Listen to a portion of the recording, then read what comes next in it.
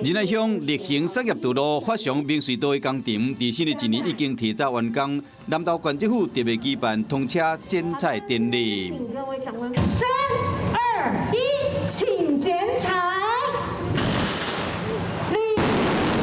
所以今天呢，通车之后能够给我们这个同胞9善带来一个更便捷的道路、更安全的道路给我们原乡地区的乡亲来通行。南投县政府争取中央经费改善立行产业道路的交通，民意代表拢正肯定。这件灾害工程开1亿4千几万，部落的民众正感谢。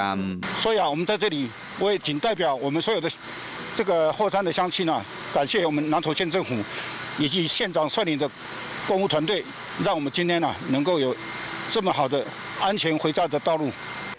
伫过年前，南投县政府送予6个部落一个新年的礼物，一条安全转去的路，予部落人出入的交通免阁烦恼风台落大雨。